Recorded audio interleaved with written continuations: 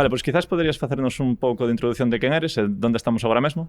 Vale, eu chamome Dani Rocha, son o dono de La Revolución de los Graneles, que é unha tenda de produtos de limpeza a granel, produtos de higiene, produtos de cosmética, unha tenda sen plásticos, ecosostible, que está na Avenida dos Mayos. Entendemos que detrás da decisión de tirar para diante un negocio que se basa no granel, leva detrás unha gran filosofía. Quizás poderías falarnos un pouco desa filosofía que hai detrás. Sí, aquí a idea desta tenda, e tamén ben dado tamén polo nome, é que, bueno, lóxicamente temos que levantar o pé en tanto en cuanto a consumo, en tanto en cuanto a contaminación, a nosa relación co noso medio ambiente, entender que formamos parte del, non é que o medio ambiente este por un lado e nos por outro. Logo, a parte que eu considero que é revolución, que é o que eu pretendo nesta tenda, e gustaríame que, como toda a filosofía, se estendese un pouco máis, é que todo o mundo poida acceder a este tipo de produtos. Como? Cal é a principal barreira que eu vexo agora? O prezo. As tendas eco teñen fama de caras e con razón, ata certo punto. Os produtos son moito máis caros. Con isto que faz? Disgregar os teus clientes. Tes menos clientes a un prezo máis alto. Entón, se non todo o mundo pode usar o eco non é unha alternativa. Entón, non é sostible. E, por definición, os produtos ecolóxicos teñen que ser sostibles no tempo, no uso, en todo. Así que eu o que intento é buscar alternativas de produto seco que poidan estar ao alcance de todo o mundo. Moitos dos produtos que temos nesta tenda teñen un prezo incluso máis baixo que o seu xemelgo contaminante. Houve unha época que estive vivindo en diferentes países de Asia, en Arabia Saudí, en Indonesia, e realmente ali o do plástico xa é demasiado. Ademais, tendo en conta que naquela época Europa, Occidente, digamos, enviaba o plástico sobrante. Ali, é dicir, no, aquí non se reciclaba, enviábase para China, sobre todo. Que pasa? Que houve un momento en que eles dixeron que xa tiñan bastante, xa non necesitaban máis, cortaron as exportacións, as importacións, no seu caso de plástico, e foi cando aquí xurdiu como un movimento de, hostia, temos que facer algo co plástico. Sexa cal sexa o motivo, é evidente que nós temos que facer algo co plástico, e é evidente que a reciclaxe é a peor das boas accións. É dicir, toda a reciclaxe implica un gasto enerxético, que se pode evitar facilmente coa reutilización e a non utilización. Eu, por exemplo, a base desta tenda é a reutilización que vedes en todos estos bidóns. Ti traes o teu envase da casa ou colles un dos veciños, ás veces non, fora teño moitos envases que os propios veciños donan, ti se ves e non tes ningún, podes coller calquera desos. Entón, desta forma, eu fixen un ano fai un mes, e botando contas foron 8.000 envases aforrados, que tamén, botando así unhas contas aproximadas, equivalen a máis de media tonelada de produtos de plástico que non se consumen. Entón, a idea é reutilizar, pero sobre todo reducir e reutilizar. Esas son as claves. Mentre sigamos tendo un volumen de consumo como que temos agora, mentres necesitemos 15 cousas de cada, creo que non é sostible. A palabra sempre que creo que debe acompañar calquera conducta é a sostenibilidade. E nós agora mesmo non somos sostibles. A sociedade non é sostible agora mesmo, tal e como estamos. Vale, como te sentiches que despois de poñer en marcha esta revolución da que ti mesmo hablas, apareceu unha pandemia mundial? Como te afectou eso no día a día? Que dificultades tiveches que superar para non acabar na rúa? Bueno, pois como todo o mundo moi afectado, lóxicamente revolucionou todo. Eu aquí, como que vendo en material de primeira necesidade, ten a consideración de primeira necesidade, produto de limpeza, produto de higiene, non estaba obligado a pechar. Entón, eu podía abrir, que pasa? Que, lóxicamente, o consumo baixou moito, a xente tomou a decisión de ir ao supermercado, a resolver no supermercado de fora, obviamente respetable. Que pasa? Que no supermercado onde máis xente había. Realmente, indo a tendas de barrio, eu facía, cando podía a compra, resolvía moito máis rápido. Aquí, entón, o cambio que tiven que facer foi, bueno, de que só poida entrar unha persoa ou un grupo, basicamente o que fixemos todos, manter moito as distancias, constantemente lavar as mans, pedirlle a xente que manteña unhas distancias, non toquetear as cousas, empezar a traer uns produtos, a xente tiña unhas necesidades máis concretas, intentar atendelas, tamén intentando non caer na especulación, porque eu certos produtos, certos virucidas ou mesmo alcohol de mans, moitas veces ves o que venden por aí, bueno, é bastante plantexable, tanto o prezo como a propia calidade. Eu, por exemplo, eso foi un produto que tardei bastante en traer, ata que atopei algo medianamente razonable. Co laboratorio co que eu traballo non teríamos que usar o prezo marcado polo goberno. O prezo que marca o goberno, por exemplo, para o hidroxel e para licencias novas, xente que non o fabricaba o comeza a fabricar. Vale, douta licencia, pero a cambio tes que manter un prezo. Nos voluntariamente nesta tenda o que facemos é adoptar ese prezo porque parecenos un produto de primeira necesidade e non queremos especular con el. Entón, bueno, a verdad que o impacto económico foi enorme. É dicir, aquí houve días de casi como estar pechado. O acabar a xente retorna, eso era algo co que máis ou menos eu contaba, porque cando ti empezas a reducir o plástico, chega un momento que xa que non podes volver atrás, non te sae comprar unha botella, ou se a compras por obriga, sabes que logo volves. Entón, houve un momento que empezaron a volver a deixar as botellas baleiras fora, empezaron a volver a entrar, a recuperación aquí foi boa. Tamén é certo que eu era tremendamente pesimista, eu pensei que ia ser unha cousa moito máis lenta, foi ben, ou bueno, está indo aceptablemente ben. Agora son bastante pesimista para que nos pechen dentro de pouco, se a cousa sigue así. E logo, en cuanto a, bueno, respecto ás autoridades, eu son bastante crítico, por exemplo, ca norma que di que os que podemos estar abertos temos que perder un 75% da facturación. Primeiro, non entendo ese número, porque calquera persona con 75% está máis abocado a pechar que a outra cousa. Logo, porque, claro, o peche foi o 14 de marzo, eu xa levo o 50% do mes, co cual o normal é que eu xa leve o 50% da miña facturación. Entón é un brindis ao sol. Se ti en 14 días perdes o 75% do mes, é que ti xa estabas bastante tocado. Agora, de agora en adiante, os cambios, pois sí, moita xente ven con moito máis interese buscando hidroxel e, sobre todo, desinfectantes e limpeza. Pero, bueno, aquí como tenda, xa te digo, o impacto económico foi forte. Por sorte, nós podíamos seguir. Eu sei de moitas tendas que non puideron. As axudas, por exemplo, aquí en Coruña, a nivel municipal, pecharon todavía o plazo de petición fai pouco. Creo que teñen 3 meses para resolvelo. É dicir, tarde. Para moita xente chegar a tarde é o que hai que evitar cando pasa unha cousa destas, é perder o traballo, porque por cada persoa que perde o traballo é unha persona que o Estado ten que pagarlle unhas axudas e é unha persona menos que está aportando. Entón, o traballo é un valor, é un dereito máis que nunca máis importante agora. Mencionabas un pouco a incertidume que abrangue a xente actualmente, incluso o medo. Que mensaxe lle transmites á xente para que se anime non só a aventurarse nesta revolución, neste tipo de comercio, sino, bueno, para invitala aquí, a que veña? Eu, para que veñan aquí, eu sempre o digo, eu non teño unha tenda eco. Eu teño unha tenda que ten produtos bons, ten produtos que están a un prezo moi bo e que ademais son eco. É dicir, penso que moitas veces chegar ca tarxeta de eco atrae a moita xente, pero hai moita xente que a bota para atrás polo que vos comentaba antes da fama de caro. Eu, por iso, ademais, nin lle recomendo a ninguén que poña a palabra eco no nome da súa tenda. Por qué? Porque eso bota moita xente para atrás. Creen que teñen máis información da que realmente ti poderías dar.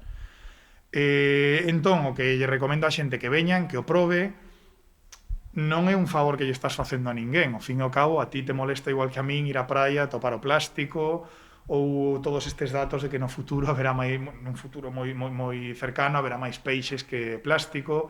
A contaminación é unha cuestión evidente, pagamos todos as súas consecuencias, e unha cuestión global.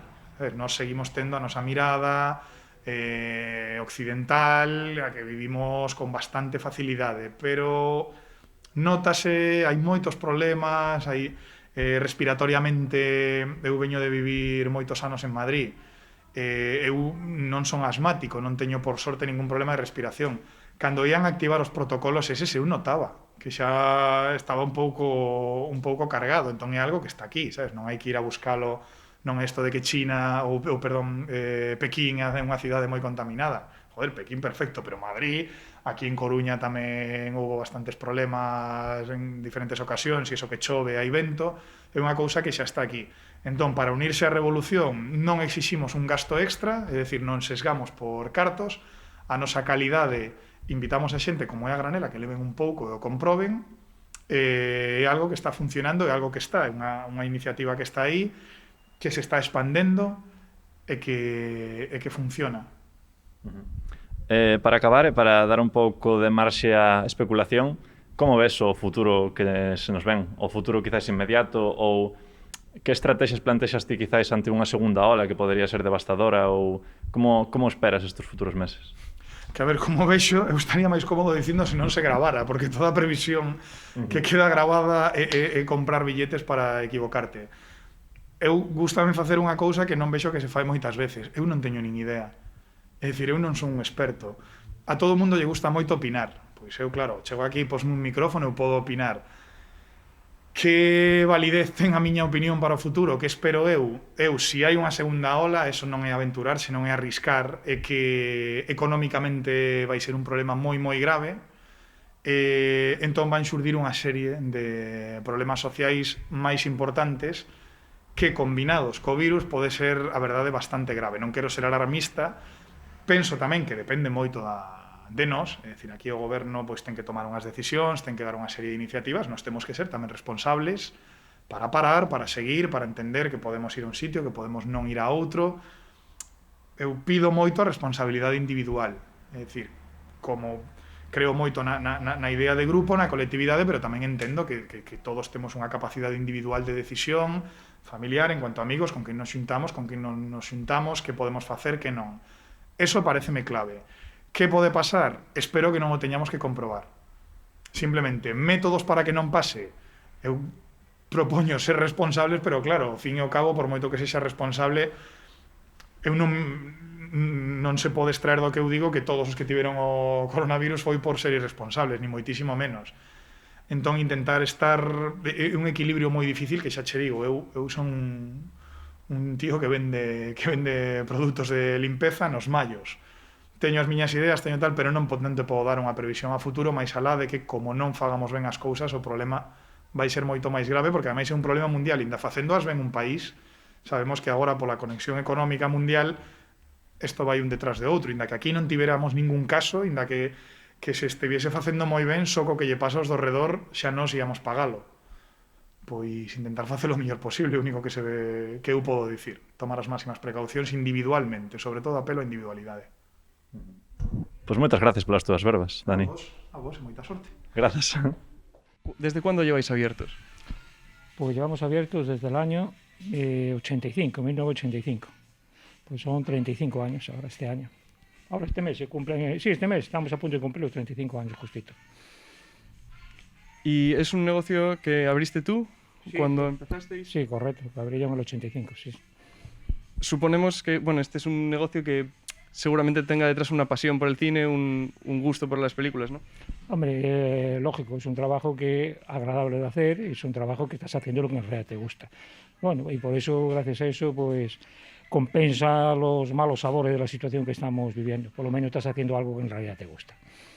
Claro, aquí lo que se oferta sobre todo, entendemos que es también una relación con el cliente de recomendación de películas, del conocimiento que puede tener el propio... Sí, eso es un capítulo muy importante. O sea, de hecho, hay bastante cliente, por no decir mucho, que ya viene y que ya simplemente le recomiendo las películas. Llévate esta y tal, más o menos conoce los gustos. Y es un capítulo muy importante eso. El cliente se fía, o sea, sabe exactamente lo que vale, lo que no vale. Y respecto al cambio de paradigma que hemos vivido con la digitalización, primero de pasar de VHS, porque sí es desde el 85, del VHS al DVD y luego ya, a las pero plataformas antes de digitales. esto hubo ya más crisis, incluso, no digo tan gordas, pero por ahí andaría. O sea, en su momento cuando arrancó el vídeo, pues eran dos sistemas, eran el VHS, era el beta. Y cuando llegaron las televisiones, para que darse cuenta que la única competencia que teníamos eran las dos televisiones, la primera y la segunda, y justo en el año 85 también, al poco de abrir yo, fue cuando había empezado la gallega. Eran esos tres canales los que había. Entonces, claro, tenías una gran ventaja para el ocio, pues estaba ocupado por el videoclub. En el año 93, por ahí pico arriba, pico abajo, es cuando vinieron las televisiones privadas. Cuando cayó Antena 3, Telecinco, cayeron todas juntas estas, vino Canal Plus.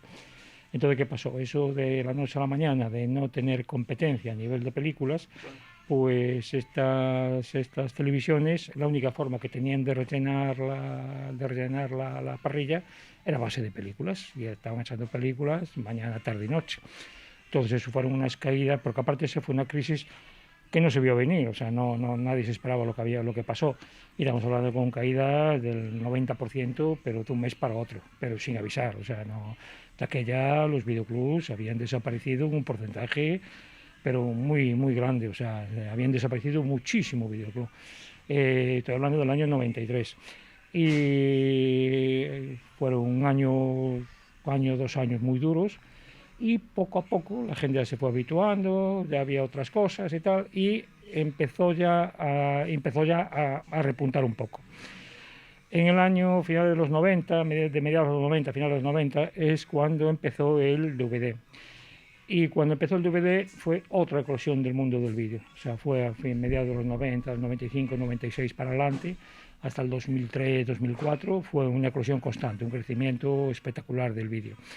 Y todo fue increciendo hasta el año 2003, 2004, 2005, y a partir de ahí pues fue una caída paulatina. ¿Qué pasó? Primero en desaparecer en el mundo del vídeo, primero en desaparecer fueron los cajeros automáticos, los que despachaban únicamente y exclusivamente las películas. Eso es, a decir verdad, poco futuro y necesario. Lo seguís teniendo funcionando, ¿no?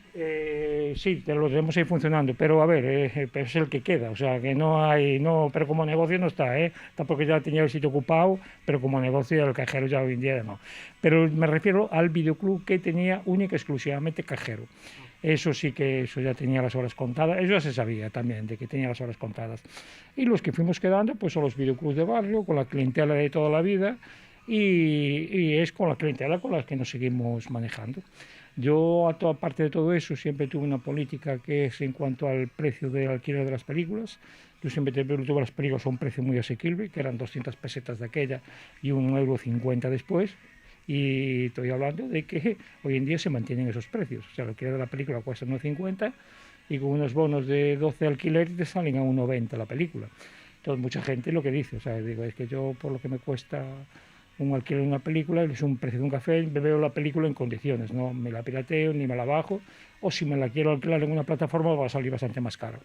Y bueno, sí, gracias a eso, pues quieras o no quieras, pues vas capeando el temporal, capeándolo, no es que sea negocio, o sea, no nos olvidemos.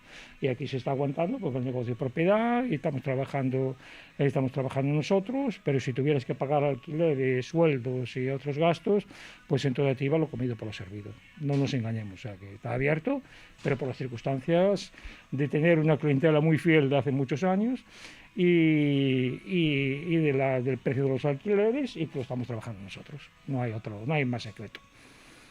Porque la crisis que estamos viviendo viene ocasionada por el auge de, en su momento, la piratería, ahora por otra serie de ocio que cambió muchísimo. La gente tiene tiempo para ocuparlo de 1000 maneras diferentes.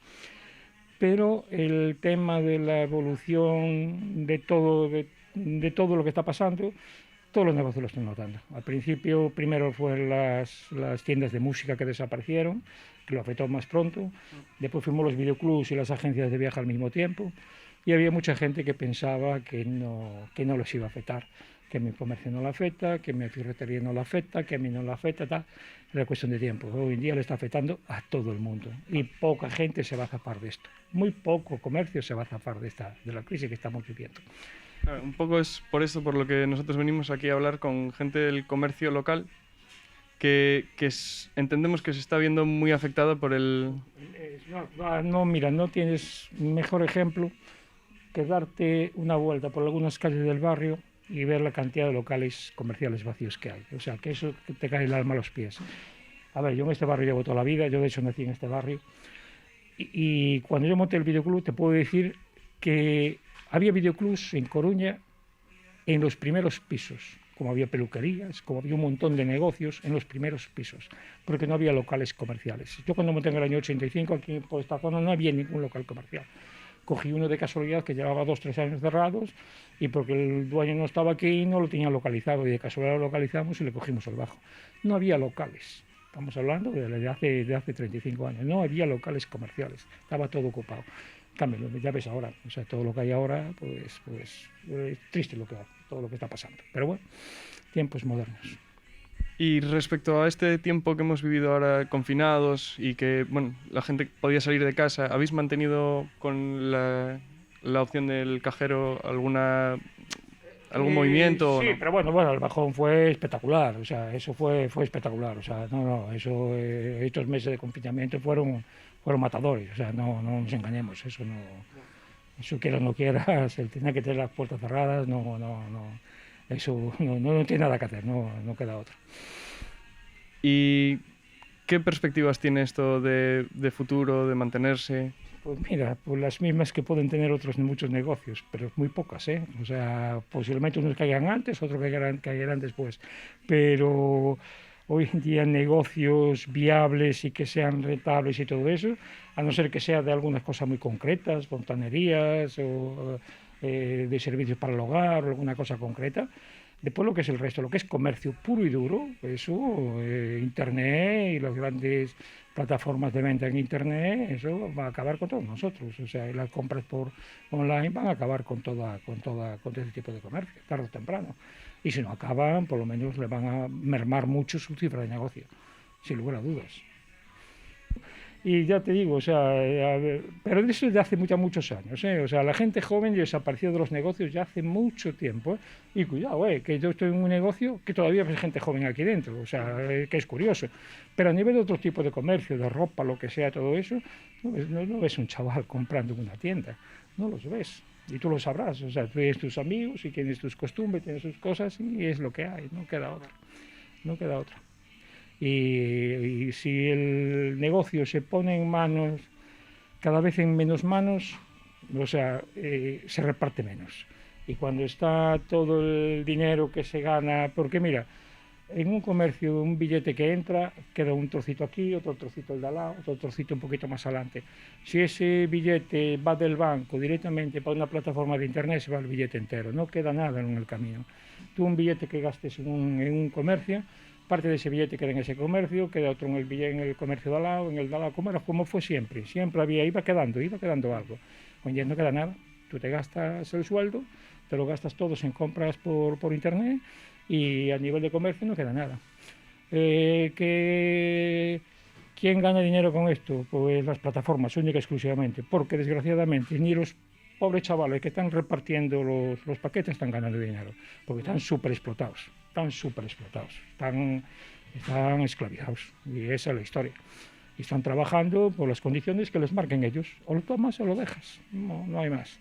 Es muy difícil revertir todo esto, es muy difícil porque la gente lo que se mira en realidad se mira el ombligo, o sea, se mira para uno, no se preocupa de los demás. O sea, y yo estoy seguro de que hay en esta calle, no lo digo ya por mí, pero hay mucha gente mejor viviendo en estos edificios nuevos que tengo por aquí al lado, que nunca se gastaron, a lo mejor ni en la panadería de al lado se compraron el pan. A lo mejor ni eso tan siquiera, o sea, es que simplemente van del coche a los grandes almacenes o lo piden por internet, o se van a los grandes almacenes, simplemente van una vez a la semana, cargan el carro, salen del garaje con el coche, se meten en el centro comercial, salen del centro comercial, meten al garaje y suben todo para casa. Y no consumen ni un duro en el barrio, ni van a tomar el café a la cafetería de al lado, ni nada, no, o sea, es que es así como está montado. Y mientras ese chip de la gente no cambie, que es muy difícil que vaya a cambiar, o por lo menos que intentar que cambie una parte, y que esa parte que siga manteniendo un poco esto, pero va a ser complicado. Lo que hay. Pero bueno, ojalá que dentro de 20 o 30 años hagas otra entrevista de ese tipo y que sea la situación mucho mejor de lo que es ahora. Ojalá sí, ojalá esto vaya cambiando. Ojalá. Pues nada, pues muchas gracias a vosotros por la atención y nada, y agradeceros que estéis interesados en este tema y que seáis un granito de arena en la posible solución o por lo menos en un remiendo a arreglar toda esta situación. Muchas gracias, Ángel. Venga. Bienvenida, Ana. Muchas gracias por participar con nosotros, lo primero. Muchas gracias a vosotros por invitarme. Y bueno, pues primero un poco el contexto de la tienda. Como lo hablábamos antes, ¿cuánto tiempo llevas aquí? Pues llevamos abiertos en los mayos 4 años y medio. En febrero hacemos los 5. más o menos. ¿Y qué tal se ha dado el barrio ha respondido a la tienda? Pues la verdad es que estamos muy contentas. Sabemos que al principio éramos un poquito la planta extraña, porque bueno, no somos una tienda al uso de las habituales, porque vendemos cosas que se salen un poco de la media y de la habitual, y que a la gente un poquitín le costó cogernos el truco. Ahora mismo sí estamos ya muy a gusto en el barrio y creemos que el barrio muy a gusto con nosotras. Y bueno, es una tienda especializada, ¿no? Sí. Y Nosotros abrimos una tienda pensando en los fans de pelis y de series y de libros. Entonces abrimos una tienda sobre todo de Harry Potter, pero con muchos detalles para la gente que le gustan pues Marvel, Doctor Who, Star Trek, pues un poco incluso tirando más a los clásicos que no encuentras fácil, pues yo qué sé. Doctor Who, este tipo de cosas que son no particularmente habituales. Así. entiendo que esto nace de una pasión también, ¿no? Sí, nace porque las dos personas que la abrimos, que fueron mi compañera Delia y yo, pues somos fans de muchísimas cosas, de toda la vida. Y normalmente cuando queríamos hacer pues, compras de según qué cosas, de colección o de merchant, así un poco especializado, acabábamos aprovechando cuando nos íbamos de vacaciones. Entonces te vas de vacaciones a Londres y acabas pasándote medio día en el Forbidden Planet haciendo compras y entonces llegados a un punto decidimos que a lo mejor era buena idea tratar de montar algo a mucho más pequeña escala aquí, pero bueno, montar algo que a la gente como a nosotros le pudiera gustar. ¿Qué clase de desafíos tienes al empezar que ya empiezas a superar o cómo sientes el momento de la tienda actualmente? Pues mira, ahora mismo te diría que estamos creciendo. La verdad es que cuando tú abres, lo primero que te dicen es que el primer año va a ser terrible y para nosotros fue al contrario, porque, a ver, un poco éramos la novedad en la ciudad de este tipo de cosas. Entonces el primer año fue realmente muy bueno. De verdad que pensamos que no, nos empujaron un poquito los medios y nos dieron un pequeño empujón y el primer año fue como un boom y fue maravilloso. El palo te lo llevas luego cuando tienes que aguantar, cuando vas perdiendo poquito a poco pues las ayudas de la Junta, las ayudas del Estado, las ayudas bueno, de emprendedores. El segundo año es muy fastidiado. El tercero intentas ponerte de pie otra vez después del leñazo que te pegaron pues el segundo año, que de verdad que es muy complicado. Ahora mismo estamos ya pues como más o menos asentadas otra vez de pie y empezando a crecer otra vez. Y eso es algo que nos apetecía mucho y que le teníamos muchas ganas. Nos alegramos también de que tengamos que hacer estos parones porque viene gente a la tienda, Sí, ¿no? la verdad es que sí, es una tienda en la que hay muchas veces mucha curiosidad, así, porque bueno, no trabajamos necesariamente con lo más habitual, entonces sí, la curiosidad llama mucho. Y bueno, sobre todo en fechas de verano, que hay mucha gente que viene de vuelta a casa de la familia, tenemos muchos habituales que vienen pues eso, en fechas concretas y sabes que en Navidad cuando vienen a ver a la abuela o a ver a su madre o a ver a la familia hay paradas concretas que bueno, de gente que vemos una vez, 2, 3 veces al año y que nos hacen ilusión siempre.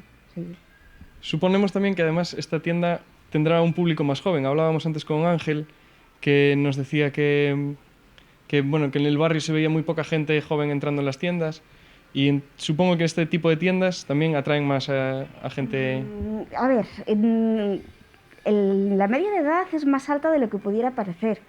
Nuestra media de edad está más cerca de los 30 que de los 15, pero bastante más cerca de los 30, incluso te diría que un poco por encima. Porque al final hay una generación en concreto que yo diría que es la mía más o menos, que es la que empezó a esta cosa del coleccionismo friki y del estilo. Entonces al final son ellos los que sobre todo vienen a comprar y los que están empezando a traer a sus niños. Nos pasa muchas veces que hay gente que nos dice, antes todas estas cosas de Harry Potter me las compraba para mí y ahora vengo para comprar para mí y acabo comprando para mi niño. Entonces, es culpa mía, porque le enseñé yo a que le gustara Harry Potter y ahora ya no... Entonces, al final la media de edad es bastante alta. Los niños vienen y sí, y bueno, pues todo les gusta, pero al final el que compra es un padre. Y bueno, y lo que queríamos también era una tienda que fuera pues acogedora para la gente de una determinada edad más alta, y no como muchas tiendas, pues te diría frikis en otros sitios que hemos visto, que la gente de una determinada edad no está particularmente cómoda entrando y comprando. Pues nuestra idea era eso, que la gente, pues padres, abuelos, si tú no sabes de Star Wars, puedas venir y preguntar y no tengas una experiencia desagradable. Entonces, la media de edad, la nuestra, pues no es todo lo baja que se podría pensar. Bueno, es también bonito escuchar que atraéis a los padres, atraéis a los hijos y que todos están... Claro, que pues gente pues, sobre todo en Navidades, gente que sube de los 70 y de los 80 y vienen encantados a comprar y a estar un ratito preguntándote por todas esas locuras que les gustan a sus nietos y a sus hijos mayores y que, bueno, pues que hasta ahora no sabían muy bien cómo comprar porque tampoco sabían muy bien cómo preguntar, pero bueno, vienen y están aquí pues 20 minutos, media hora, una horita y bueno, y les hacemos una lista de reyes chula y se van felices y vuelven. Ahora mismo con la historia de la pandemia y de la cuarentena, lo que hicimos fue instalarnos en una plataforma de venta local que se llama De Barrio. Y entonces lo que ellos hacen es que, bueno, te facilitan el soporte y con las compras que hacen a través de él, dentro del ámbito municipal de Coruña, te reparten dentro de un plazo de hora y media. Entonces tú me haces la compra ahora y yo te lo pongo en casa, pues eso, a lo largo de la tarde. Y eso, pues tal como está la cosa y las pocas ganas que tiene la gente de salir de casa, pues ayuda. Pero la tienda online en sí no nos funciona particularmente bien. Preferimos las redes sociales y ahí nos va mejor. Vendemos mucho más a través de Facebook, por ejemplo, que lo que vendíamos con la tienda online. Es curioso, pero... Desde esta tienda promovéis una serie de actividades para vitalizar el barrio que ahora mismo pues, no se han podido hacer. Este año lo echamos mucho de menos y la gente lo echó mucho de menos. Ahí hubo pues, muchos clientes y muchos habituales que se pasaron a preguntar. Organizamos todos los veranos, el primer fin de semana de julio, una gincana en el barrio inspirada en el mundo de Harry Potter. Entonces lo que hacemos es reclutar a todos los comercios que nos dejan y la verdad es que son unos benditos y se dejan hacer de todo, nos dejan sus locales, nos dejan disfrazarlos, nos dejan decorarlos como queremos y se ponen manos a la obra y están siempre muy dispuestos a pasárselo bien, ¿no? Entonces lo que hacemos es reclutar a todo el que nos deja, buscamos un tema, organizamos una lista de pruebas y decoramos cada local como si fuese una parte del mundo mágico. Entonces pueden ser una parte del castillo de Hogwarts, un aula, la biblioteca, una parte del callejón Diagón, lo que sea. Nos montamos a hacer manualidades, hacemos pues manualidades aquí, que parece esto, en vez de una tienda, pues no sé qué decirte, parece un taller de algo. Y luego, pues un par de días antes empezamos a decorarlos, montamos una lista de pruebas y bueno, y reclutamos al personal para que haga pues un recorrido por el barrio y pasárselo bien y ver las tiendas nuevas, las tiendas que ya conocen de otros años, pues un poquito darle ambiente ahí, vidillo. Y responde muy bien todo el mundo, responde muy bien las tiendas y responde muy bien la gente. Es divertido, es una forma de conocernos todos un poco. Y bueno, este año no tocó porque las aglomeraciones no, y el año pasado fuimos 400 y este año no podía ser. ¿Qué oferta esta tienda que tiene de especial para que atraiga a la gente a comprar aquí? Pues mira, te diría que la frase que más oímos cuando nosotros abrimos la tienda fue: mira, esa es la bufanda que yo me compré y nunca me llegó. Sí, es una frase que lo dice todo casi. Es cierto que ahora mismo comprar online es más fácil y más fiable, pero aquí sigues teniendo la seguridad de que lo que tú ves es lo que te llevas a casa, que no es lo que yo veo, lo pido y luego hago así y veo si me llega lo que creo que compré o me llega otra cosa. Entonces, siempre es una ventaja y bueno, pues tienes el otro punto de vista, que es que siempre puedes ver, tocar, venir y hablar de tus gustos. Parece que no, pero eso es algo que vemos mucho, que a veces tú vienes, haces una compra rápida y la compra te lleva 5 minutos, pero el debate de después de la compra te lleva pues una hora y media y acabamos haciendo café y terminamos hablando de por qué Gandalf el gris era el gris al principio y blanco al final y bueno, pues es otro punto de vista de la compra que bueno, que Amazon no te va a dar. Pues eso es bonito también, que tengáis una relación con los clientes. Sí, la relación se forma y la verdad es que al final es muy agradable. Hay gente que al final sabes de sobra lo que le va a gustar, lo que no le va a gustar, por qué te va a venir a preguntar. E incluso hay novios y maridos que directamente vienen a comprar porque saben que tú te vas a acordar exactamente de qué le regaló a su mujer la última vez y qué le gustaba. Parece una tontería, pero bueno, es un punto muy útil y eso otras cadenas no te lo dan. El comercio de barrio siempre un poco tiende a conocer a sus clientes y saber de qué picojean y eso se agradece. Pues ahora sí, muchas gracias, Ana. Pois moitas gracias por recibirnos aquí nesta tarde. Gustaría che facer unha presentación así un pouco de ti e da túa tenda? Pois mira, eu son Alba, bueno, pois xa levo casi uns 18 anos con este proxecto, e que, bueno, que xurdiu así dunha forma un pouquiño casual, no? Porque empezaron meus pais un negocio que, bueno, pois o que ten os negocios que ás veces non todo sae ben, non? Entonces, bueno, pois esa pequena semente do que é o emprendemento quedou aí como un pouco soterrada e, bueno, pois decidimos continuar un pouquiño cos restos que quedaron de tenda, bueno, pois quixémoslle dar unha segunda oportunidade, non? E dai xurdiu Luces de Bohemia, pero, bueno, en vez de enfocada tanto que a artesanía en cristal, xa pasado un pouquiño o termo de regalo. E, bueno, eu fixen Historia da Arte, fixen volumen na Pablo Picasso, entón, bueno, pois temas de deseño, o a arte, tal, lectura, sempre, bueno, pois penso que está un pouquiño presente en Luces de Bohemia. Non é exactamente para o que eu estudei, pero, bueno, realmente conseguín sacar un posto de traballo de algo que ten moito que ver co que a min realmente me gusta e me define. O comercio ten partes moi creativas no tema de escaparatismo. Eu, por exemplo, cada vez que sale algún cursillo de escaparates e tal, non dubido en presentarme, porque, aínda que non son escaparatista ni moito menos, pero sí que é unha maneira de contar historias, non? Nas túas vitrinas, xa partindo do que escolles, como montas e a historia que queres contar nese escaparate, non? Entón, polo que entendín, ao principio Luces de Bohemia naceu máis relacionado coa cristalería? Ou algo así mencionaches ao principio? Un poquinho máis enfocado o tema de bazar e artesanía en cristal, non? Do norte de Europa, un pouquiño de aí, bueno, pois meu pai é aficionado á lectura, bueno, entón o nome de Luces de Bohemia ven un pouco de aí, que aínda que eu non me sinto moi identificado con el, pero, bueno, agora mesmo xa é parte da historia, e todo o mundo sempre, bueno, pois coñece xa o nome da tenda, e, bueno, en Bohemia moita xente a corta. É ben, vale, é ben bonito. Sí, perfecto. Como está a afectar esta pandemia actual ao teu negocio? Pois mira, eu a verdade é que non me podo queixar, porque esperaba un debacle moitísimo maior, pero moitísimo maior. Eu estou manténdome bastante ben, incluso despois da pandemia estou facendo clientela nova.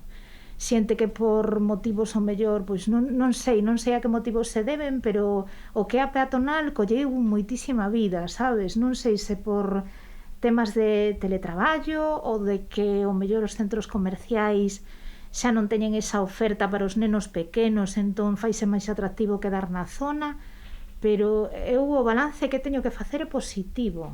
É positivo. Ademais, bueno, pois as axudas e tal, ao final tiven sorte, e o que fai, bueno, a principios da pandemia me pareceu unha cousa terrible, que se me iba todo pola borda e tal, pois agora mesmo teño que decir que estou contenta e que tiven, ademais, bueno, a veciñanza portouse super ben, foron moi receptivos bueno, agora o primeiro esforzo hai no que facernos pequenos. Entón, eses primeiros meses, a verdade é que tiven moitísimo movimento. Non me podo queixar, non? Polo que sabemos de ti, tamén estás involucrada en certos proxectos para promover a actividade e a vida do barrio. Pois sí. E como se están vindo afectadas as situacións actuais ou que plans tiñades para estes tempos que igual se viron un pouco dificultados? Pois mira, a verdade é que nos trunca moito, porque o tema de guerrilla, a verdade é que foi un movimento moi espontáneo, realmente coincidimos xusto despois da crise de 2008, que digamos que recolocou e posicionou moitas cousas no seu sitio, non? Moitos negocios da zona penso que cambiamos un pouco a nosa maneira de ver o tema, non? Realmente os teus veciños non son competencia, poden ser grandes aliados, non? No sentido de que un comercio vivo na zona revirte positivamente en todos os negocios, non? Porque hoxe non mercan na miña tenda, pero mellor mercan na do lado, ou, por exemplo, lles dou un bo consello de onde poden ir pola zona. Ese cliente, aínda que eu ese día non fixe unha venta, queda agradecido e de alguma maneira a min tamén me pon no mapa, non? Como moita xente emprendeu e confiou na zona con negocios interesantes, con unha óptica parecida, pois, bueno, deuse aí que de repente 5 ou 6 persoas que fomos contactando tal, pois nada, decidimos facer algo, non? Porque había que recuperar un tránsito nas rúas e que ademais consideramos que había que empoderar o pequeno comercio, non? Bueno, está moi ben que haxa centros comerciais porque tamén xeneran postos de traballo, pero o ideal sería que tivésemos o noso espacio tamén, non? Que a xente volvese a confiar en poder encontrar un produto especializado, un trato máis cercano e, bueno, de alguna maneira eso había que publicitalo e decir: hola, estamos aquí, somos pequenos comercio, temos uns comercios moi interesantes que non temos nada que envidiar, si a pequena escala, pero non temos nada que envidiar, non? O mellor recorrendo varias rúas tes prácticamente o que atoparías nunha grande superficie, non? Bueno, o que nos queríamos é dar a coñecer. Ademais tivemos, bueno, pues, de alguna maneira percibimos como que no tema das redes sociais temos un gran aliado. Entón, claro, cando a túa mensaxe, quero dicir, eu chego a un punto, pero que se somos varios, esa mensaxe é exponencial, non? Entón, bueno, pois ese tipo de ferramentas que non estaban ao mellor moi explotados polo pequeno comercio, pois nos volcamos, creamos unha páxina en común onde se publicitan todas as actividades que facemos bueno, pois o que a pé de rúa, e un pouquiño pois para fomentar o pequeno comercio. Ao principio pois foron cousas moi pequenas, moi sinxelas, dende un concurso de ovos de Pascua ata pois sorteos de cestas, carnés de, bueno, os pasaportes dos mallos, non? Que cada un iba sellando en diferentes comercios e ao final pois entregaba o seu pasaporte e, bueno, pois conseguía algunha cesta de regaliño, non? Entre todas estas iniciativas, cando chegaron as rapazas do Caldero de Peltre, que, bueno, que a súa especialidade é Harry Potter, pois plantexaron facer unha gincana. A maioría prácticamente vou que non son de xeración Harry Potter, que máis ben son xeración O Señor dos Anéis, pois dicen, bueno, Harry Potter, bueno, pois nada, pois a ver que idea nos presentades. A verdade é que, bueno, nos lanzamos todos á piscina, aínda ser superfans de Harry Potter. Bueno, se deseñaron actividades no que os diferentes participantes tiñan que desenrolar probas nos distintos comercios e, bueno, os comercios logo co tempo, cando foron pasando gincanas, se viñeron arriba, bueno, unhas decoracións chulísimas, todo, bueno, os rapaces o pasan genial.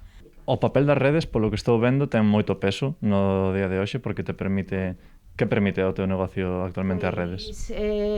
Principalmente contacto con xente que o mellor ten os teus mesmos horarios, non? E que non ten un acceso diario ao teu comercio, pero que sí que lle gusta como traballas, como respondes. Eu teño moita xente que o mellor subo algún produto, xa o encargan e incluso se queren, en Coruña cidade temos un servicio de reparto que lle mandamos a casa e bueno, un pouquiño como un escaparate. Eu o chamo, para min, o meu terceiro escaparate, non? É unha ventaniña hacia Luces de Bohemia que, bueno, hai que traballala moito, dá moito chollo, pero, bueno, mal ou ben vamos facendo aí como podemos, aínda que non son especialista nin moito menos, non? Poderías nos contar un pouco a orixe dos obxetos que xuntas aquí ti na tenda? Pois, mira, agora mesmo eu sí que é verdade que creo que neste momento temos que ser moi selectivos e intentar apostar por outro tipo de proveedores, non? Eu sí que é verdade que sempre son casas españolas dedicadas ao agasallo e tal, pero estou intentando facer un pouco de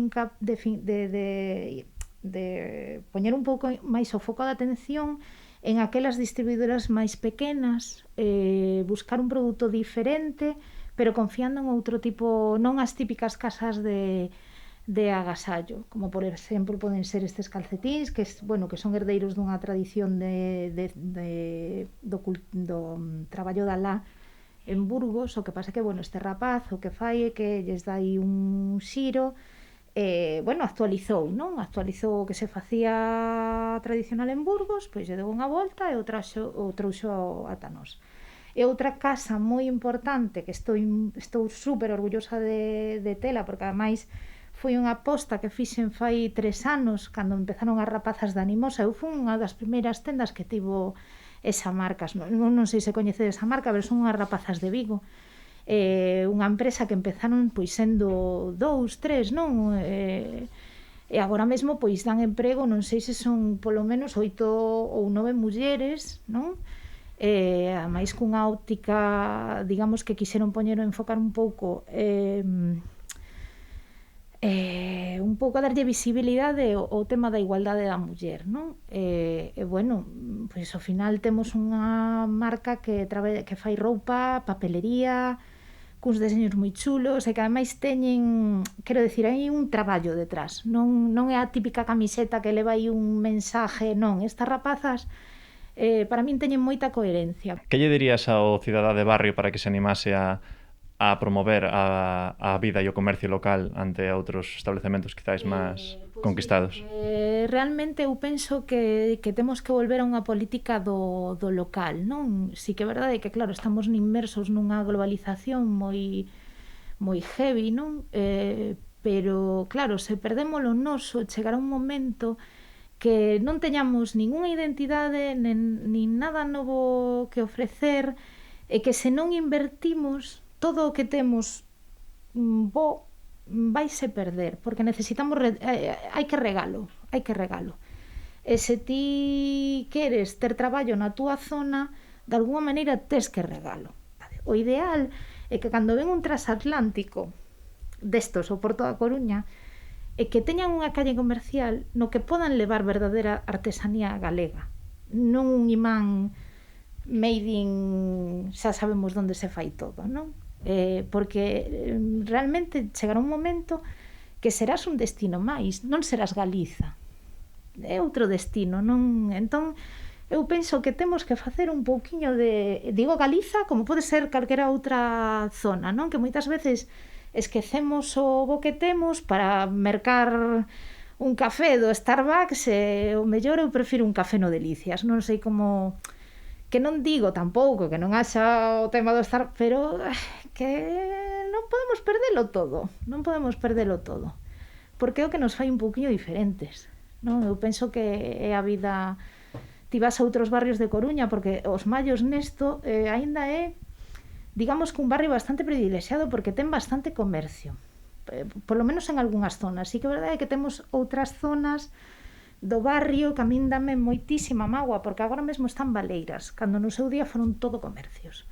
Pero aínda así somos un barrio privilexiado e que ademais eu penso que con este traballo que é unha tontería, non? O traballo de guerrilla e tal, porque é pequeniño, pero eu penso que de alguna maneira estamos dando unha imaxe de que non queremos, que o futuro non é o daquela zona, que queremos futuro, non? E penso que estamos atraendo negocios novos cunha óptica, non sei, que a mí me parece super interesante, temos equilibrio, rapados graneles, e que hai un montón de tendas que eu penso que a xente descoñece unha mágoa. Mira, está Jocus Smell, que é especialista en temas de perfumes a granel. Temos a rapaza de Style Off, que tamén leva temas de cosmética natural e tal. Temos moitísimas mercerías, que en outras zonas de Coruña xa é complicado encontrar mercerías. Pois na zona aínda conservamos moitas mercerías na que ti podes comprar un produto para mercería creativa, xa non o que é mercería de toda a vida, xa mercería creativa. Temos empresas de deseño gráfico como Borrón Digital, as rapazas do Caldero, que é unha especialidade en merchandising, agasallo xoven. Logo temos outra cousa moi boa no barrio, temos Librería Couceiro, que é un dos nosos negocios, eu penso que un buque insignia da zona, non? E outros que, aínda que veñen de tradición familiar, que se están renovando, como Porta do Sol Iluminación, que abriu de novo nunha nova localización, non ten nada que envidiar a calquer comercio como a Casa ou... E todo eso pois é herdanza do que é a tradición comercial da zona. E podería, bueno, dicir logo temos, por exemplo, xente que ten un carisma detrás dos negocios, como pode ser Javi, o gerente de Pizza Pepe, que el xa é Pizza Pepe, non sei como decilo, e que fan as pizzas a man, e que non, vamos, que bueno, que eu non cambio unha pizza de Javi por outra de Telepizza, vamos, é que nin loca. Guerrilla, agora mesmo debemos de ser, eu penso que podemos chegar perfectamente a 40 negocios que non participan en todas as actividades, pero sí que van participando, uns participan nunhas, outros noutras, porque claro, ademais non todas se poden prestar a todo tipo de negocio, pero que simplemente o feito de ter comunicación entre nós e incluso ser nós os nosos propios clientes, porque de alguma maneira se ti fas unha rede de consumo tamén estás deixando, quero decir, eu prefiro agora mesmo, se hai unha tenda no barrio que ten, merco na miña tenda de barrio e non me desprazo a outro barrio, sabes, eu fago aí unha especie como de, se podo comprar primeiro que sea en comercio de barrio da miña zona, se non pode ser da miña zona que sexa pequeno comercio, se non pode ser de pequeno comercio, bueno, pois en aquelas cadeas que polo menos xeneren traballo. E logo tema grandes corporacións de internet, prefiro non facer gasto, un pouco por tema de conciencia social, non? A raíz de moitas actividades de guerrilla, eu penso que conectamos cunha xeración de bueno, pois de familias que mellor son da miña quinta, 30, 40 anos, con rapaces pequenos, que eu noto que é un cliente fiel, pero foi grazas a esa actividade que fixemos que a mí me puxeron no mapa, non? Esa mamá viña acompañando os pequenos, pero logo di, pois que tenda máis chula, tal, non? Bueno, ademais é que pasamos pipa, que pasamos moi ben, e que nos divertimos moito, a verdade é que sí.